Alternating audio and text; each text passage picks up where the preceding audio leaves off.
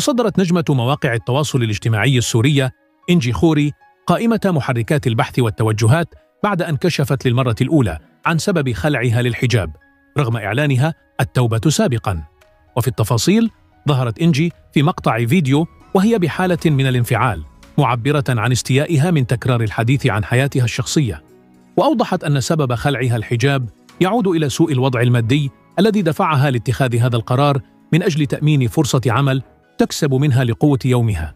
إنجي خوري اسمها بالكامل نجوى خليق الله إبراهيم خليل، ولدت بمدينة حلب السورية في 12 من أكتوبر عام 99 و197.